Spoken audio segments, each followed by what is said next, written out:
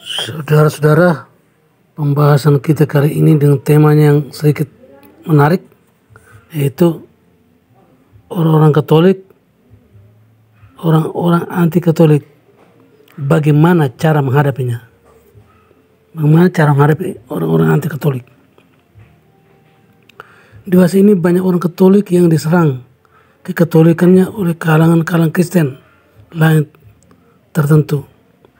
Sayangnya banyak dan mereka yang tidak sanggup membela imannya sekaligus menerangkan apa yang sebenarnya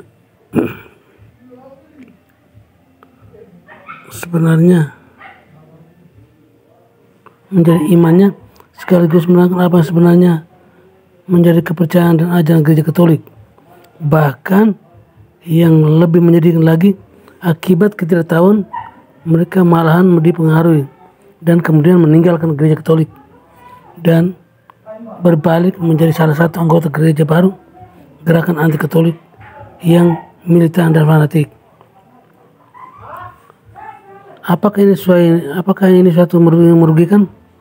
Di satu pihak jelas merugikan karena gereja kehilangan beberapa umatnya. Namun di pihak lain ini juga merupakan pelajaran sekaligus shock yang membangun ke gereja Katolik sendiri dan dari tidurnya yang panjang dan menyadarkan akan bahaya-bahaya masa kini, suatu masa yang paling liar dalam sejarah umat manusia, suatu masa dengan ada penyesatan yang mencapai puncaknya seperti materialisme, rasionalisme, spiritual timur tertentu, paham New Age, dan tentu saja kejutan dan saudara sendiri dari kalangan Kristen yang lain.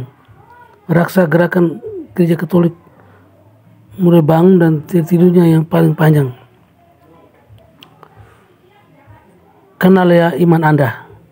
Artikel ini ditujukan bagi Anda yang termasuk anggota dan tubuh raksasa ini, anggota dan gereja terbesar di seluruh dunia dengan anggota lebih dari 1 miliar jiwa, dengan iman dan tradisi yang kaya luar biasa seperti struktur hierarki yang diakui sebagai yang paling luas dan mencakup seluruh dunia. Bagi anggota yang mendapat serangan ini atau yang mendapat serangan dan mereka yang anti Katolik, yang mungkin adalah anggota keluarga Anda sendiri, sehingga yang paling penting, yang paling Anda kasih, sahabat Anda, perlu untuk memperhatikan beberapa hal berikut ini untuk menghadapi mereka. Iman Katolik, iman Anda dan saya bukanlah iman yang tidak dapat dipertanggungjawabkan. Ini harus benar-benar diketahui. Iman kita merupakan iman yang hidup dan sudah teruji selama hampir 2000 tahun. Gereja Katolik didirikan oleh Tuhan Yesus sendiri di atas batu karang. Petrus sebagai Paus yang pertama, dan setelah Petrus selalu ada Paus pengganti sampai sekarang ini. Paus Benediktus XVI adalah Paus ke-265. Anda bisa mengeceknya sendiri dengan menanyakan kepada pastor paroki setempat atau keuskupan. Begitu kuatnya dasar gereja, yaitu Yesus Kristus sendiri dengan batu karang sebagai landasannya, sehingga sebagai topan, badai topan sekencang apapun tidak membuat gereja Katolik runtuh.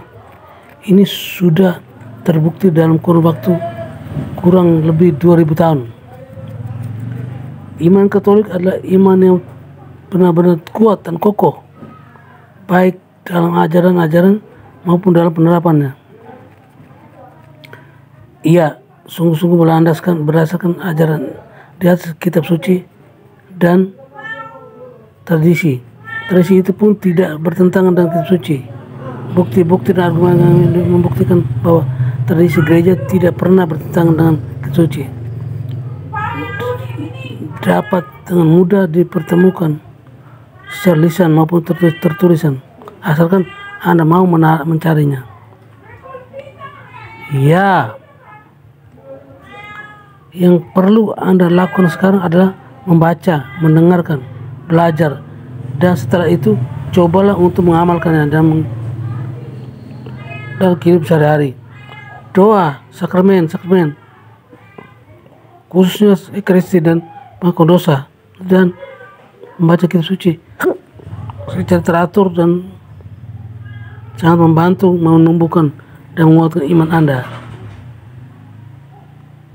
Secara khusus, Anda juga bisa membaca literatur-literatur yang menjelaskan iman Katolik yang sejati, khususnya Katekisme Gereja Katolik, ensiklik kepausan, dan yang sangat baik dan penting, dokumen Konsil Vatikan kedua. Jika buku-buku ini terlalu sulit untuk ditemukan atau bila Anda tidak mempunyai banyak waktu untuk baca, Anda bisa mencari literatur lain yang sangat membantu. Misalnya, mempertanggungjawabkan iman Katolik jilid 1-5 oleh Romo Pidarto. Dan sebagai berikut. Selain sebagai sumber lisan, Anda juga bisa mengikut retret dan seminar Katolik, pendalam kitab suci, dan lain sebagainya. Lebih baik lagi bila Anda mencari seorang pembimbing rohani yang kompeten, yang selalu siap dan sanggup menjawab pertanyaan-pertanyaan berkenaan dengan iman Katolik. Jika Anda sungguh-sungguh mendalami dan mengamalkan ajaran dan iman gereja, saya yakin Anda akan menemukan kebenaran dan kepercayaan luar biasa yang terkandung di dalamnya. Satu catatan lain, bila pada suatu ketika Anda menghadapi satu pertanyaan yang tidak bisa Anda jawab, janganlah malu untuk mengatakan saya tidak tahu. Dengan demikian, selalu Anda terlepas dari bahaya untuk salah jawab. Anda bisa menyambung dengan mengatakan kepada lawan bicara Anda bahwa Anda akan mencari tahu. Anda juga telah mempraktikkan kerendahan hati sekaligus tetap setia kepada iman Anda. Kenali lawan bicara Anda. Anda harus tahu bahwa tujuan utama lawan bicara Anda, orang-orang anti Katolik, sebenarnya lah untuk mempertobatkan Anda. Kita orang Katolik dianggap mereka sebagai orang sesat, penyembah berhala, dan sebenarnya motivasi mereka sebenarnya baik. Hanya pengertian mereka itu yang keliru sama sekali. Kekeliruan dan kesalahpahaman inilah yang perlu kita luruskan. Yang perlu kita sadari pertama-tama adalah kebenaran bahwa iman kita bukanlah pribadi yang menyerang, melainkan pihak yang membela diri. Ini penting, sebab bila kita menyerang balik, apa bedanya kita dengan mereka? Lagi pula, tidak seorang pun yang berhak menghakimi saudaranya. Dan kesadaran ini kita harus berhati-hati, jangan sampai kita terjerumus ke dalam jebakan iblis yang ingin memperdalam duka akibat perpecahan dalam gereja. Dan kesadaran ini pula kita perlu mengetahui apa sebenarnya yang menjadi anggapan keliru dalam gereja kita. Cari literatur mereka yang berisi pertanyaan-pertanyaan yang sering dilontarkan mereka. Dengan demikian, kita bisa menyiapkan diri sebelumnya, membela diri dengan jawaban-jawaban atas pertanyaan-pertanyaan ini. Berdoalah, minta Roh Kudus. Ini yang paling penting dan memang sengaja saya tempatkan terakhir karena langkah ketiga ini sudah mencakup kedua langkah di atas. Mengapa? Roh Kudus adalah roh pemersatu. Dengan memohon kepada Roh Kudus dalam diri Anda menghindarkan sikap benci, penolakan, antipati dan sebagainya berikut yang mungkin akan timbul saat Anda berhadapan dengan orang-orang anti Katolik. Kristus tidak menghendaki perpecahan dalam umatnya. B. Roh Kudus adalah roh cinta kasih. Tujuan utama kita bukanlah membela diri, apalagi memenang perdebatan. Yang utama adalah bahwa kita harus bisa mengasihi mereka, sebab Roh Kudus juga hadir dalam diri mereka. Ingatlah, selalu motivasi sebenarnya dari lawan bicara Anda. Mereka ingin supaya Anda diselamatkan juga. Ini akibat kesalahpahaman terhadap ajaran gereja kita Yesus juga mengasihi mereka. C. Roh Kudus adalah roh yang lembut, tenang, bersahaja, namun sekaligus tegas dan berwibawa. Mohonlah kepadanya agar Anda diberikan kelemahan, kelembutan, ketenangan, dan kesahajaan Yesus, sekaligus ketegas serta kewibawaannya. Terkadang kita memang harus tegas, terutama bila lawan bicara Anda ternyata keras kepala dan mulai menunjukkan kemarahan. Kalau perlu Anda dapat segera menghentikan pembicaraan. Jangan sampai Anda juga terpancing untuk emosi dan kemudian marah, apalagi sampai menyerang balik, menghina atau menghakimi. Jika demikian, Anda mungkin bisa menuduh, Anda mungkin bisa terjatuh ke dalam dosa. Yesuslah satu-satunya hakim yang benar. 4D. Roh Kudus adalah roh kebijaksanaan. Mohonlah kepadanya karunia kebijaksanaan untuk melihat kehendak Bapa yang sebenarnya. Mohonlah agar ia menerangkan hal-hal, menerangi akal, budi, pikiran, ingatan, dan terutama kehendak Allah yang kehendak Anda, sehingga Anda mampu menjadi saluran kebijaksanaan. Dalam hal ini, satu hal yang harus selalu diingat dalam segala usaha Anda untuk menjelaskan dan meyakinkan dalam bicara Anda. Anda tidak akan berhasil jika Bapa tidak menariknya dan membisikkan kebenaran ke dalam hatinya melalui Roh Kudus. Daripada memaksakan keyakinan Anda, akan lebih baik berdoa dan Roh Kudus sendiri yang menjamahnya melalui apa yang Anda sampaikan. Sebagai penutup, izinkan saya menceritakan sebuah kisah akan dua orang sahabat, Markus dan Stefanus. Markus dan Stefanus adalah dua orang sahabat yang tak terpisahkan. Persahabatan mereka telah dimulai pada saat mereka masih berada di bangku SMP dan terus berlangsung sampai mereka dewasa dan berkeluarga. Mereka memiliki banyak sekali kesamaan secara fisik. Mereka berdua dikagumi oleh banyak lawan jenis. Secara intelektual, mereka sama-sama memiliki tingkat kecerdasan yang tinggi. Hobi mereka juga sama, olahraga, khususnya sepak bola dan basket. Hanya ada satu hal perbedaan yang cukup mencolok dari mereka berdua. Markus berasal dari keluarga pendeta Metodis yang sangat kuat suasana kerohaniannya. Sedangkan Stefanus dibesarkan dalam keluarga Katolik yang tidak terlalu memperhatikan pendidikan kerohanian dan keluarga. Perbedaan ini rupanya tidak menjadi persoalan yang bisa mengganggu persahabatan mereka. Demikianlah mereka terus menjadi persahabatan, belajar bersama, bersenang-senang bersama, kuliah bersama, melewati banyak suka dan duka bersama, dan akhirnya keduanya lulus dan dari universitas dan menambah pekerjaan dan pasang hidup masing-masing. Sampai satu ketika Markus mengambil keputusan untuk menjadi seorang pendeta, mengikuti jejak ayahnya. Lalu ia mendaftarkan dirinya ke sekolah tinggi teologi untuk menjadi seorang pendeta.